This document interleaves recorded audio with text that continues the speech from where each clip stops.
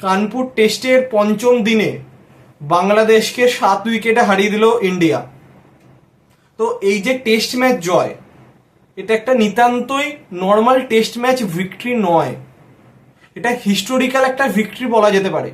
কারণ টেস্ট ম্যাচটা যে কন্ডিশনে ছিল, দুদিন পুরো বৃষ্টির জন্য, দুদিন কি 2.5 দিন ভেস্তে গেছে, সেই জায়গাতে প্রত্যেকে জানে টেস্ট ম্যাচটা ড্র হবে।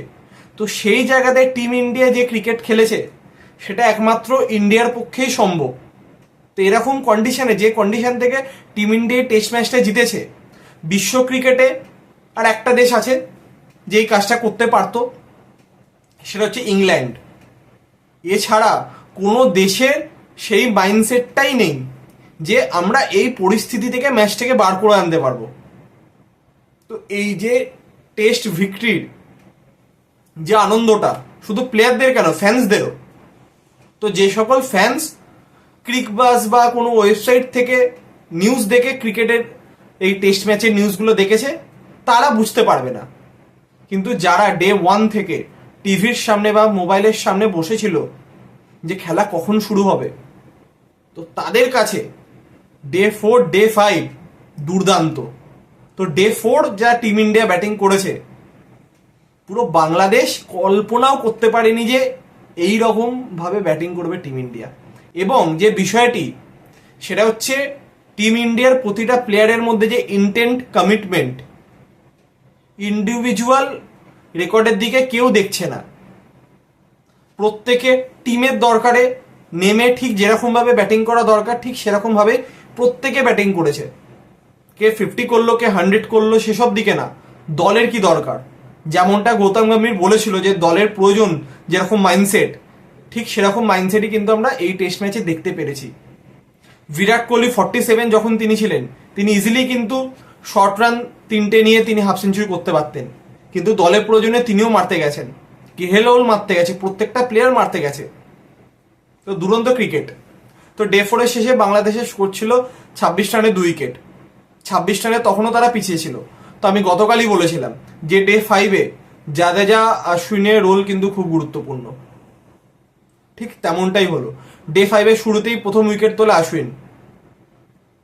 তো তারপর কিছুটা যখন পার্টনারশিপ বিল্ড হচ্ছিল শান্ত এবং সাদমানের মধ্যে, সেই জায়গাতে আকাশদীপ আসে এবং সাদমানকে আউট করে। তারপর জাদেজা পরস্পর 3টে উইকেট নেন।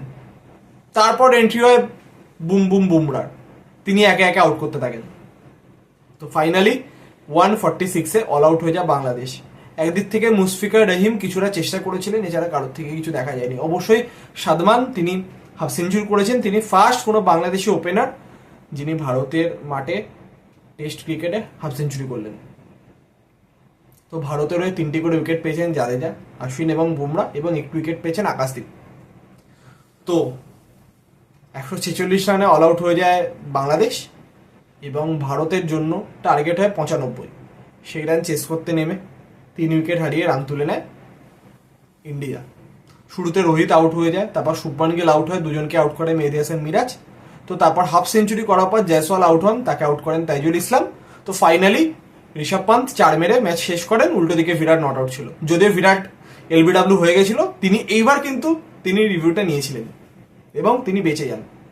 তো 7 উইকেটে এই ম্যাচ জিতে নিয়ে বাংলাদেশকে হোয়াইট ওয়াশ করলো ইন্ডিয়া। তো কোনো ক্রিকেট ফ্যান, কোনো ক্রিকেট অ্যানালিস্ট কেউ এক্সপেক্ট করেনি যে এই ম্যাচটা টিম ইন্ডিয়া জিতবে। তার জন্যই সিনারিও ভাবা হচ্ছিল যে ওয়ার্ল্ড টেস্ট চ্যাম্পিয়নশিপ ফাইনাল খেলতে গেলে ইন্ডিয়াকে কি করতে হবে।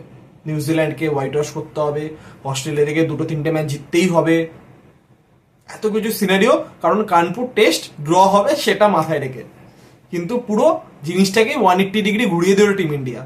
দুরন্ত। এখানে ক্যাপ্টেন, প্রতিটা প্লেয়ার, কোচ, প্রত্যেকেই কন্ট্রিবিউশন রয়েছে।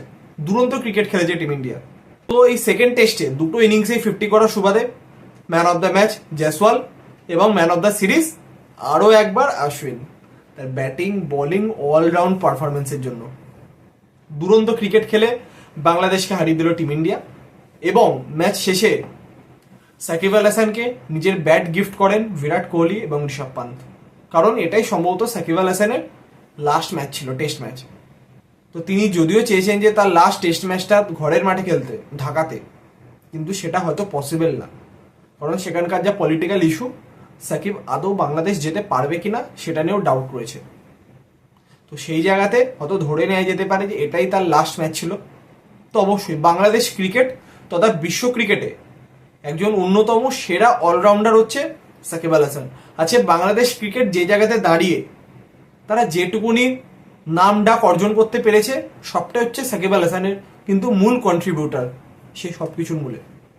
তো আমরা সকলে আশা করবো সাকিব আল হাসানের আগামী জীবন অনেক ভালো কাটুক এবং এই সিরিজ জিতে নিল টিম ইন্ডিয়া। তো নেক্সট রয়েছে ইন্ডিয়া বাংলাদেশ টি-20 সিরিজ, কিন্তু যে রো অর্থাৎ রোহিত শর্মা, বিরাট কোহলি, এই যে ফুল টিম টেস্ট টিম, তারা আবার মাঠে নামবে নিউজিল্যান্ডের এগেনস্টে, একটা অন্যরকম চ্যালেঞ্জ। তো আমরা সকলে আশা করব এই সিরিজে যেরকম দুর্দান্ত পারফরমেন্স করেছে টিম ইন্ডিয়া, ঠিক এরকম পারফরমেন্সই টিম ইন্ডিয়া নিউজিল্যান্ডের সাথে টেস্ট সিরিজেও করবে এবং নিউজিল্যান্ডকেও নিজেদের ঘরে মাঠে 3-0 ব্যবধানে হোয়াইট ওয়াশ করতে পারবে।